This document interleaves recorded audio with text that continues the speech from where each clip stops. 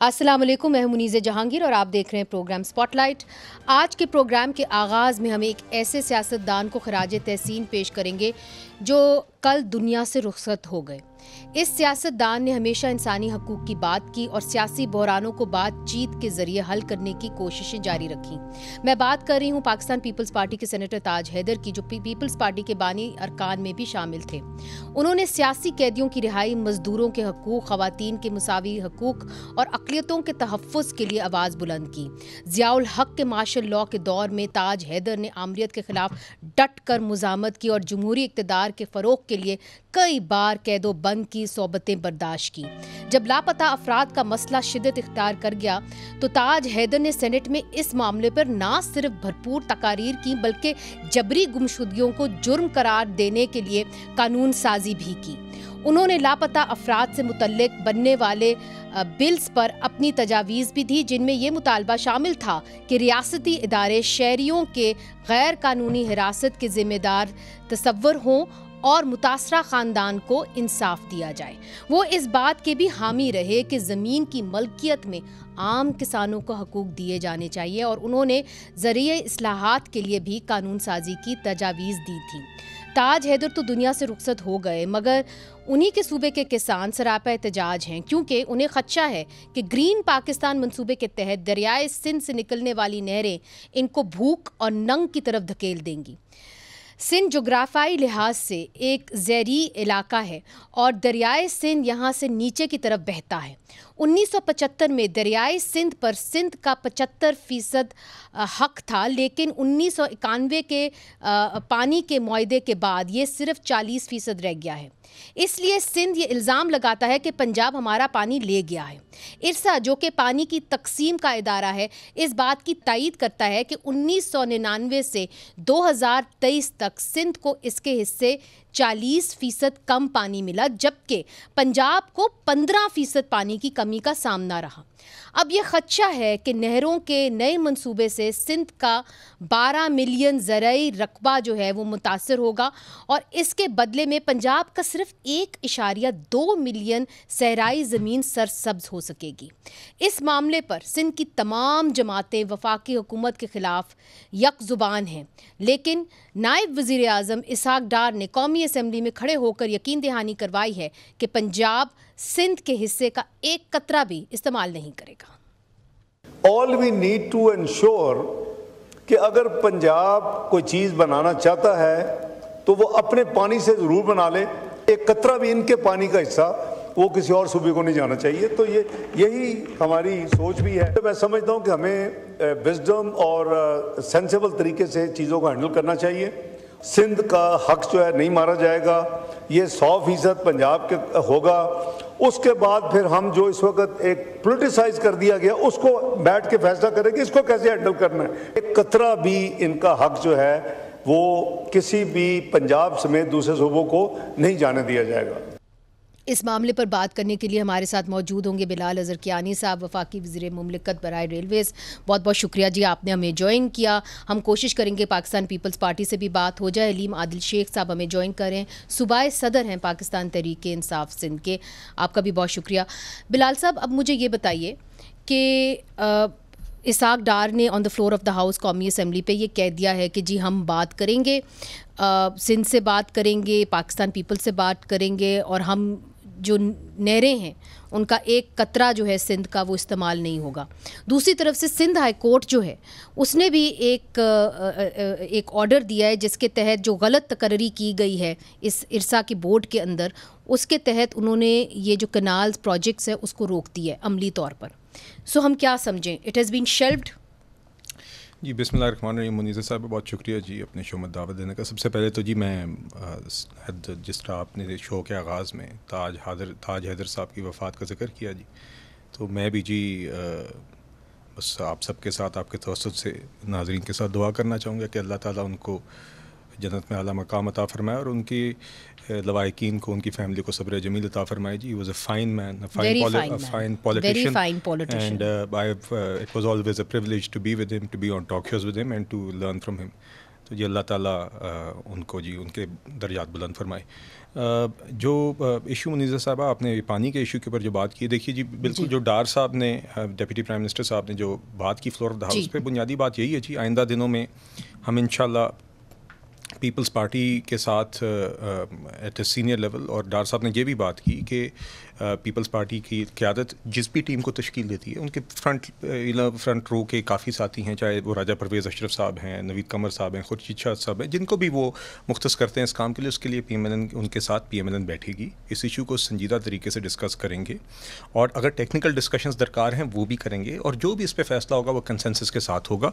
तो शेल्फ कहना तो मेरे ख्याल से मुनासिब नहीं होगा, ये कह सकते हैं कि अभी it has been paused for now, और आपने जहाँ पे कोर्ट का फैसला तो अपनी जगह, मगर in any case paused in the sense के एक्नेक का अप्रूवल वैसे भी अभी दरकार है, ठीक है जी। अभी तो एक्नेक का अप्रूवल वैसे भी अभी तक एक्नेक ने इसको अप्रूव नहीं किया। जब सिंध ने इसकी मुखालफत की एक्नेक ने, तो एक्नेक ने फिर इसका अप्रूवल पेंड कर दिया था। इसका भी डार साहब ने बाकायदा हवाला दिया और जिक्र किया, और इस चीज़ को बल्कि बिलावल साहब ने चंद रोज़ कबल अपनी स्पीच में एक्नॉलेज किया कि जब सिंध ने मुखालफत की तो हुकूमत की एक्नेक ने, या एक्नेक जो एक काउंसिल है जिसको हुकूमत ही चेयर करती है, वफाकी हुकूमत, उसने फिर इसको भी पॉज कर दिया था। तो इस पर भी जो भी आगे फ़ैसला होगा वो मिल बैठ के होगा। मगर ये आप कंफर्म करते हैं कि सिंध का कोई भी कतरा जो है पानी का वो इस्तेमाल नहीं होगा? नहीं, बिल्कुल जी, ये तो डार साहब ने भी on the floor of the house बड़े वाज़े तौर पे कहा कि जो भी सिंध का शेयर ऑफ वाटर है वो हरगिज़ उसमें से एक कतरा भी कॉम्प्रोमाइज़ नहीं होगा, और ओवरऑल एज वेल जो भी इस मंसूबे के हवाले से जो फैसला है वो मिल बैठ के कंसेंसस के साथ ही तय किया जाएगा। उसमें अगर जो टेक्निकल डिस्कशंस भी दरकार हैं, वाटर अवेलेबिलिटी के हवाले से जो करने की ज़रूरत होगी वो भी होंगी, और जो पोलिटिकल डिस्कशंस दरकार हैं इसके ऊपर एक कंसेंसस के साथ पाकिस्तान पीपल्स पार्टी के साथ जी, पीपल्स पार्टी ने क्योंकि हमारे साथ ये इशू रेज किया जी, तो यकीनन वहाँ पर, और बट नेचुरली जब ये मामला फिर से एक्नेक में अप्रूव होगा तो एक्नेक में ओवरऑल सबकी रिप्रेजेंटेशन होती है, पीटीआई बशमूल उसमें सारे सूबों की सूबाई हुकूमतें में सुबह की, फिर उसके अंदर पीटीआई तो आ गई ना जी, वो वहाँ पर उस फोरम के ऊपर, तो जी वो पहले भी जब ये मामला आया तो वहाँ पे मौजूद होती है। हलीम आदिल शेख साहब, मेरा ख्याल है मामला जो है कम से कम पॉज हो गया है कि जी अब इसके ऊपर मुशावरत से ही आगे बढ़ा जाएगा, ये कह रहे हैं बिलाल अज़हर कियानी साहब, और ये जो डिप्टी प्राइम मिनिस्टर हैं इसाक डार साहब, उन्होंने भी क्लियर कर दिया कौमी असम्बली के फ्लोर पर। ये टेक्निकल चीज़ें, इसकी जो कैनाल्स का इशू है वो बहुत ज़्यादा वाज़ेह हो चुकी है, लेकिन हम ग्राउंड रियलिटी जो इस वक्त जो सूरत हाल है मैं उस पर बात करना चाहूँगा। देखिए, हम तो इसमें सबसे बड़ा जिम्मेदार आसिफ अली जरदारी साहब को समझते हैं, सदर पाकिस्तान को, क्योंकि जब इरसा एक्ट आया था सिग्नेचर होने के लिए डॉक्टर आरिफ अलवी साहब के पास, अलवी साहब ने उसमें साइन करने से इनकार किया। अच्छा, उस वक्त कहा जाता है जी जी जी पता है, खुद बता चुके, सबको पता, और उन्होंने कहा था, फिर उनसे कहा गया कि आप इसको छोड़ दीजिए, हम आने वाले सदर साहब जो भी होंगे उनसे करा लेंगे। उन्होंने कहा नो, मैं इसको रिजेक्ट करूंगा, तो अलवी साहब ने उसको रिजेक्ट किया था, और वो कहते थे कि मुझे अपनी धरती पे, मुझे अपनी कराची जाना है, मुझे सुबह सिंध में जाना है वापस, मैं किस मुंह से जाऊंगा जो आज हो रहा है। तो मैं बताना चाहता हूँ कि ये माजरत के साथ अर्ज करना चाहूंगा कि नूरा कुश्ती एक क्या कहते हैं मैनेज्ड मैच आपस में जो है फ्रेंडली, उसके जरिए के जी पीपल्स पार्टी को हम ऑन बोर्ड लेंगे, ये तो किया धराई इन दोनों का है। हम ये समझते हैं कि इस वक्त सूरत हाल ये है। हलीम आदिल शेख साहब, टू व्हाट पर्पस? एंड में तो यही हुआ ना कि मामला पॉज की तरफ चला गया, उन्होंने कहा जी आगे बढ़ ही नहीं रहा मामला। हम समझते हैं, हम इसको मशकूक निगाह से देख रहे हैं, जो कोर्ट में घुमरो साहब गए हैं, हम इसको भी समझ रहे हैं कि कार्रवाई डाली गई। मेरी सुन लीजिएगा, सूरत हाल ये है कि इस वक्त जो सिंध के अवाम है उन्होंने पीपल्स पार्टी को या सिंध हुकूमत में उन्होंने बता दिया कि ये नहीं होता, जैसे लोग कहते हैं ये वकील हमें नहीं चाहिए, उन्होंने अपना लीडर, उन्होंने अपना वकील, उन्होंने इस केस को अपने हाथ में ले लिया है। आप उनको शक की निगाह से देख रहे हैं, और जो अदालत के अंदर उन्होंने रिप्रेजेंट किया है घुमरो साहब ने पाकिस्तान पीपल्स पार्टी का पॉइंट ऑफ व्यू, जिसके तहत ये मामला रुक गया है फिलफौर अदालती तौर पे, उसको भी आप शक की निगाह से देख रहे हैं। वो आप कहते हैं कि वकील उन्होंने अपने हाथ में ले लिया है। शर्मिला साहिबा, ये जो एक तनकीद की जा रही है पाकिस्तान पीपल्स पार्टी के ऊपर, और एडिशनली ये भी कहा जा रहा है कि जरदारी साहब ने एक मीटिंग हुई थी पिछले साल जुलाई 2024 में 8 जुलाई को, और वहाँ पे उन्होंने ये ग्रीन पाकिस्तान इनिशिएटिव को जो है ग्रीन लाइट दी गई थी, तो उनकी रजामंदी इसमें शामिल थी। जी शुक्रिया मनीज़े। मेरा ख्याल है बारहा हम इस बात को दोहरा चुके हैं कि सदर जरदारी साहब इज अ सेरेमोनियल हेड, और उनके पास कोई एग्जीक्यूटिव अथॉरिटी नहीं है। Merely taking a briefing on a project does not mean कि आपने उसे अप्रूव किया है। ये अप्रूवल होती है मुताल्लिका फोरम्स पे, जहां पर उसे अप्रूव होना चाहिए या रिजेक्ट होना चाहिए। इसका फोरम एक्निक है। एक्निक में अभी तक शायद ये गालिबन अप्रूव नहीं हुआ, लेकिन इसको एजेंडे पे डाला गया था। फिर जब सिंध ने शदीद एहतजाज किया तो फिर इसको एजेंडे से निकाल दिया गया। जहां तक सदर जरदारी साहब का ताल्लुक है, तो देखिए सदर जरदारी साहब ने पार्लियामान के मुश्तरका इजलास में बड़े वाज़े तौर पे अपनी स्पीच में ये कह दिया कि किसी यूनिलैटरल फैसले को, जैसे कि ये कनाल का है, वो उससे एंडोर्स नहीं कर सकते, क्योंकि जो भी ऐसे प्रोजेक्ट्स होते हैं जिनको एक या दो से ज्यादा सूबे रिजेक्ट करते हैं, वो वफाक को कमजोर कर सकते हैं। ये उनकी आरा थी और उन्होंने ये बावर कराया, ये कहा पार्लियामान खिताब में कि आप इस पे नजरसानी करें। अब इसके ऊपर मजीद गुफ्तगू करना या सदर जरदारी साहब को बिला वजह इस मामले के अंदर लेकर आना, ये कुछ ऐसे लोगों की सियासत है जिनकी किसी और तरीके से सियासत चमक नहीं सकती। बात ये है कि दिस इज वेरी क्लियर, कनाल नहीं बन सकते, क्योंकि अगर एक मंसूबा मुतनाज़ा है और उसके ऊपर इश्यूज हैं तो उसको काउंसिल ऑफ कॉमन इंटरेस्ट में जाना चाहिए। अब मुझे ये समझ नहीं आती कि काउंसिल ऑफ कॉमन इंटरेस्ट की 14 मार्च से मीटिंग क्यों नहीं बुलाई जा रही। ये ऐसी कबाहत है। 14 मार्च से आपने कहा शर्मिला जी? 14 मार्च से हम तो इसको पिछले अगस्त से लेके बैठे हुए हैं। हम इसको हमने बारहा खतूत लिखे गए हैं, बारहा बात की गई है वजीर आजम से, एहसन इकबाल साहब से, सिंध के वजीर आप पाशी इसके ऊपर बात कर रहे हैं। सिंध असेंबली ने एक रेजोल्यूशन इस कनाल के खिलाफ पास कर दिया। कौमी असेंबली के अंदर हम सब ने इसके ऊपर बात कर ली, हमने एश्योरेंसेस मांग दी, लेकिन हमें एश्योरेंसेस नहीं मिली। हमें सिर्फ ये बातें की गई कि जी ये ऐसा होगा और ऐसा नहीं होगा और देखेंगे और मिलेंगे और बात करेंगे। हम मिलेंगे, अच्छी बात है, बैठेंगे भी, वो तो साथ बैठते ही हैं हम कौमी असेंबली में, लेकिन बराए मेहरबानी जो मुताल्लिका इदारा है, जो फोरम है, दैट इज द CCI, उसमें बराए मेहरबानी इसको लेके जाएं। ये अगर हमें एश्योरेंस कल मिल जाती ना परसों हाउस के अंदर इसाक डार साहब से, हम मुतमईन हो जाते, वो तारीख दे देते कि जी अगले हफ्ते इस तारीख को हम काउंसिल के अंदर इस मामले को लेके जा रहे हैं। ये बड़ा अहम नुक्ता आपने उठाया। आप हमारे साथ ही रहिएगा, क्योंकि बिलाल अजहर कियानी साहब भी हमारे साथ हैं और हुकूमत को रिप्रेजेंट कर रहे हैं। बिलाल अजहर कियानी साहब वो कहती हैं कि इट्स नॉट इनफ कि डिप्टी प्राइम मिनिस्टर आके कहें कि जी पॉज हो गया मामला। आपके पास काउंसिल ऑफ कॉमन इंटरेस्ट एक फोरम है जहाँ पे जो भी तनाज़े आप उसको रिजॉल्व कर सकते हैं। वो कहती हैं जी हम कब से इंतज़ार कर रहे हैं, अगस्त के महीने से इंतज़ार कर रहे हैं कि आप काउंसिल ऑफ कॉमन इंटरेस्ट का आप इजलास तो बुलाएं। What is taking you for so long, देखिए, sir? मैंने जैसे कहा मुनीज़ा साहिबा, ये CCI की मीटिंग भी हो सकती है, फॉर्मल फोरम्स मौजूद हैं। सबसे पहले तो इस प्रोजेक्ट के लिए जो महीने गुजर गए हैं, मेरी लोग सड़कों पे आ गए हैं, लोग एहतजाज कर रहे हैं। नहीं, देखिए एक्नेक के फोरम पे जब ये बात आई, एक अप्रूवल का फोरम एक्नेक था ना जी इस प्रोजेक्ट के लिए, उसके ऊपर जब सिंध ने इसकी मुखालफत की तो वो मामला रोक दिया गया जब तक वो उनके इसके ऊपर जो कंसर्न्स थे वो दूर ना हो।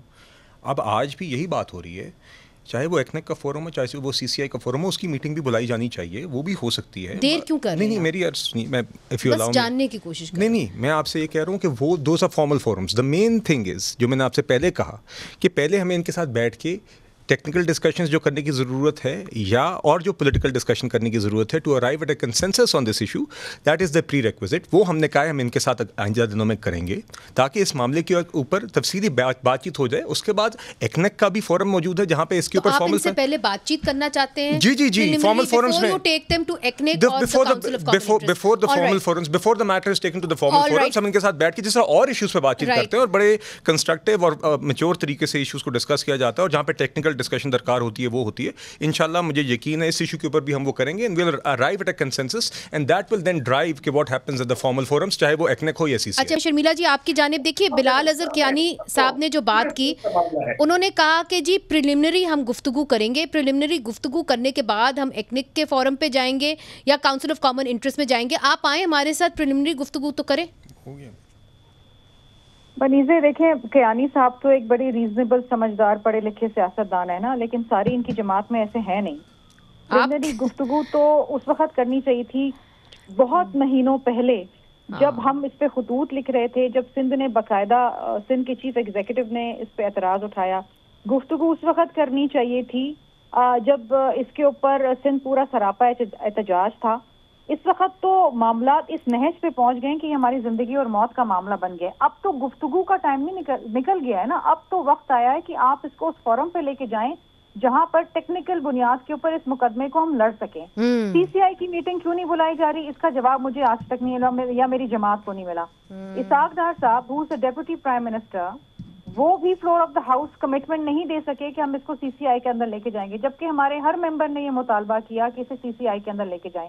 ऐसी क्या कबाहत है? देखिए क्या चाहते हैं कि हम धरने दे दें या हम सिंध और पंजाब के बॉर्डर के ऊपर बैठ जाएं, क्या करें? बीबी साहिबा ने कम्बू शहीद पे धरना दिया था ना, कालाबाग डैम नहीं बना, वो एक तारीखी मामला है। आप क्या चाहते हैं कि हम वही उस नहज पे जाएं? You know the ball is in the court of the government. ये क्या चाहते हैं कि किस लेवल तक हम जाएं? बार बार ये सिर्फ सदर जरदारी साहब को बीच के अंदर लेकर आते हैं, दैट इज रेड रखना चाह रहा हूं मासूमाना प्रयास। जी मैं आपकी जानिब आऊंगी, मगर जो इन्होंने सवाल किया है कि आप क्या चाहते हैं कि हम इस नहज तक पहुंच जाएं। सर मैं एक सेकंड कि जो पाकिस्तान पीपल्स पार्टी वो सरापा एहतजाज हो जाए, और इसके अंदर मेरा ख्याल है शायद पीटीआई हलीम आदिल शेख साहब भी उनका साथ देंगे। मगर नाज़रीन अनफॉर्चुनेटली मुझे छोटा सा वक्फा लेना है, बिल्कुल छोटा सा वक्फा लेती हूँ। Will lower the temperatures, come back on air.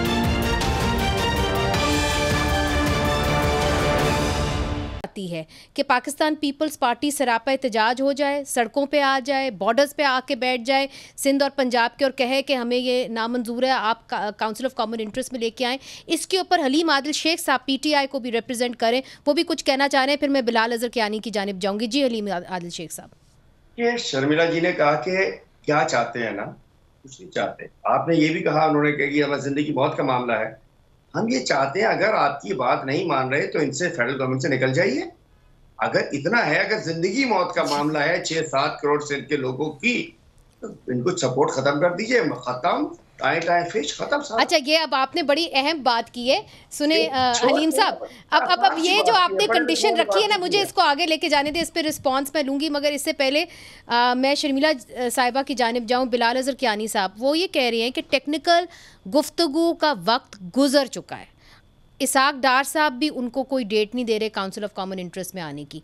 कबाहत क्या है, क्यों नहीं दे? मेरे ख्याल से मुनीर साहब इतना मेरे ख्याल से गलत नहीं है। मुझे जो बात समझ आई शर्मिला साहब से की बात इधर भी और एक तो टॉक शोज़ में भी बात तो ये ना कि उनके जो तहफ़्फ़ुज़ात हैं वो दूर होने चाहिए एंड वो डिस्कशन होनी चाहिए, और वहाँ पे जो भी मुकदमा तो लड़ना आप है काउंसिल ऑफ कॉमन इंटरेस्ट में कर लें डिस्कशन, व्हाट्स द प्रॉब्लम? नहीं देखिए, वो एक फॉर्मल फोरम है, काउंसिल ऑफ कॉमन इंटरेस्ट में भी हो सकती है। आप इसमें बैठ के, मकसद तो मसला हल करना है ना, मकसद तो ये है कि उसके ऊपर जो भी technical discussion, council of common interest में मसला हल नहीं होगा। नहीं, वहाँ पे भी हो सकता है, मगर हम बहुत सारे इश्यूज फॉर्मल फोरम में ले जाने से पहले या एज एलाइज हम बैठते हैं ना जी, प्राइम मिनिस्टर साहब की सतह पे बिलावल साहब जाके। असिस्टेंट आप as allies council of common interest में भी तो बैठ सकते हैं कि नहीं? बैठ सकते हैं, but it's for me that is क्यों रहे? नहीं, कोई हिचकिचा नहीं रहे। हम तो कह रहे हैं हम आपके साथ बैठेंगे। मैं अब इस शो के तकरीबन मेरे ख्याल से 25 मिनट गुजर गए हैं मैं तो यही बात दोहरा रहा हूँ कि बैठना चाहिए, बैठेंगे, और जो भी इस मामले का नतीजा होगा, चाहे जिस फोरम पर भी होगा, वो आपके साथ एक कंसेंसस के साथ होगा। उसके लिए जिन मराहिल से गुजरना जरूरी है, चाहे वो तफसीली टेक्निकल डिस्कशंस दरकार है, अनाउंस कर दे। नहीं, मेरे ख्याल से यही डार साहब ने बात की थी, एंड आई बिलीव कि हमारी सीनियर सतह पर जमातें आपस में राब्तों में हैं कि ये जल्द इजलास हो। This is my understanding and I am इंशाल्लाह होपफुल कि आइंदा दिनों के अंदर आपको इसके ऊपर कोई नतीजा नजर आएगा। बात यह है कि बहुत देर हो गई है, पूरा सिंध जो है वो सरापा एहतजाज है पाकिस्तान पीपल्स पार्टी के ऊपर। हलीम आदिल शेख साहब कह रहे हैं कि जी आप यू आर हंटिंग, जिसे कहते हैं ना, hunting with the hound and running with the hare. तो ये वो कहते हैं, आपके ऊपर इल्ज़ाम लगाते हैं कि जी पाकिस्तान पीपल्स पार्टी की रली मिली साजिश है हुकूमत के साथ।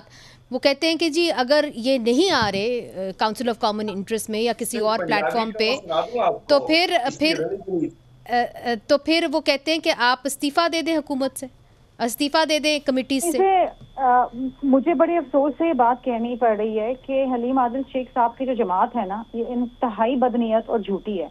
इनके जो मेंबरान है ना, जो कौमी असेंबली में बैठे हैं, कल जब इतने अहम इशू के ऊपर पीपल्स पार्टी बात कर रही थी, इनको हमारा साथ देना चाहिए था। ये टीवी चैनल्स में बैठ के तो हमारी हिमायत करते हैं इस इशू के ऊपर, सड़कों पे ये हमारी हिमायत करते हैं, लेकिन जब कौमी असेंबली में बात करनी थी तो इन्होंने शोर शराबा किया, हंगामा किया और फिर बाइकआउट करके चले गए। हम नहीं चाहते कि हम उस नहज पे जाएं जहां पर मामला इतने खराब हो जाएं कि पीछे मुड़ने का रास्ता ना रहे हमारे पास। मगर क्या आप ग्रीन इनिशिएटिव पाकिस्तान के खिलाफ हैं या जो 6 कनाल हैं उनके खिलाफ हैं? Not against green initiative Pakistan. हमें कोई एतराज नहीं है कि आप रेगिस्तान हरा भरा करें, लेकिन आप उस वक्त करें जब आपके पास वाफिर मिकदार के अंदर पानी हो। मुल्क में पानी नहीं है इस वक्त।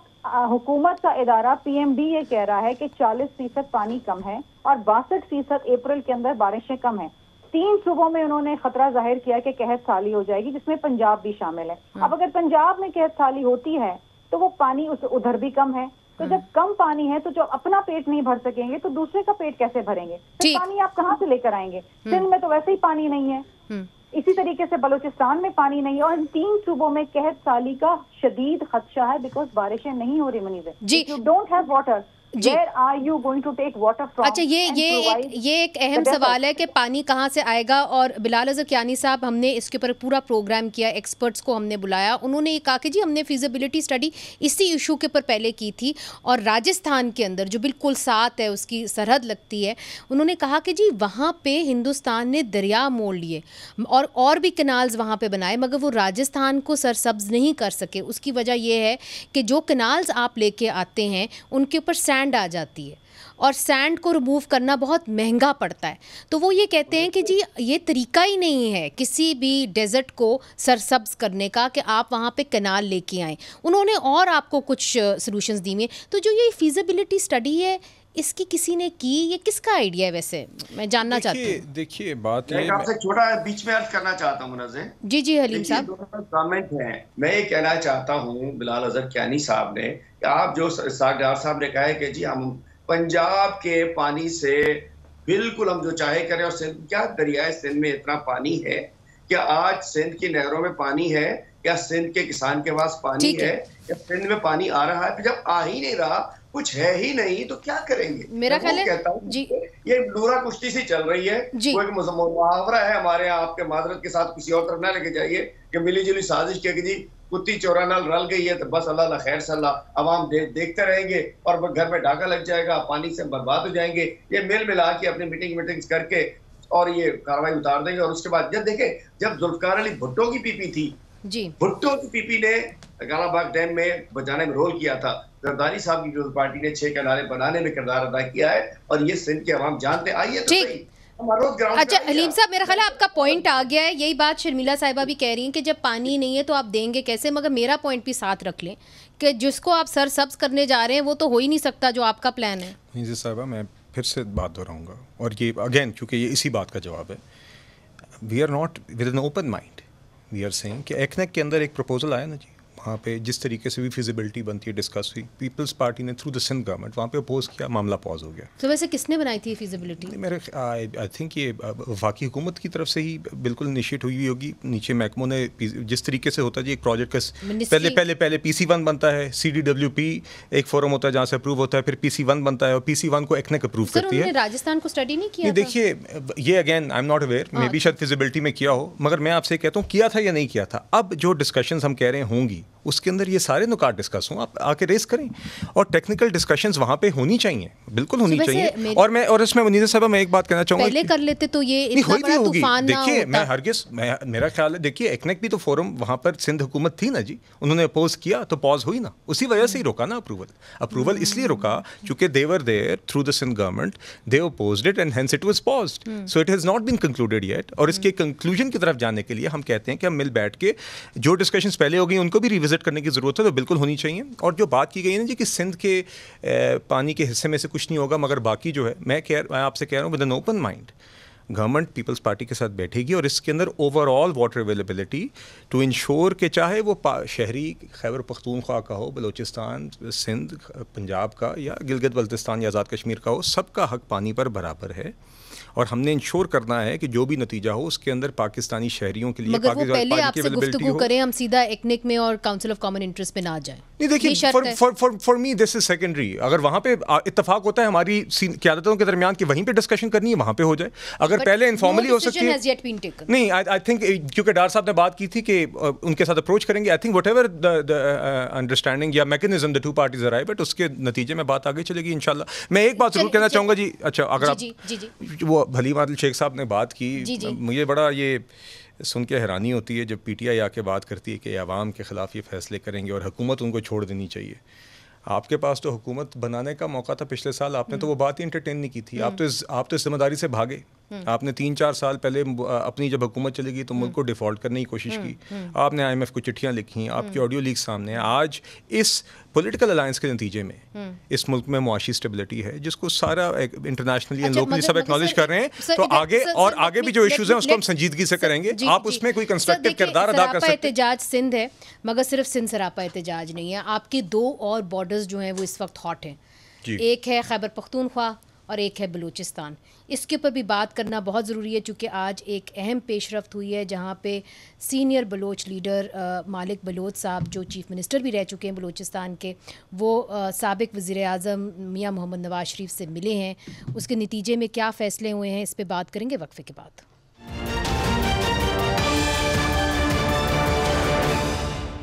वेलकम बैक नाजरीन। आज की बड़ी अहम खबर कि बलोच लीडर अब्दुल मालिक बलोच जो हैं साबिक वज़ीर आज़म मियाँ मोहम्मद नवाज शरीफ साहब से मिले हैं और मियाँ नवाज शरीफ साहब ने ये रज़ामंदी का शो की है कि वो बलूचिस्तान में जो मामलात हैं उनको हल की तरफ लेके जाएंगे और उसके अंदर अपना अहम किरदार अदा करेंगे। बिलाल अज़हर कियानी साहब, क्या फ़ैसला हुआ है कि पाकिस्तान मुस्लिम लीग नून बलूचिस्तान का मामला कैसे हल करेगी? इस वक्त मारंग बलोच और दीगर BYC के जो लीडर्स हैं वो ज़ेर हिरासत हैं।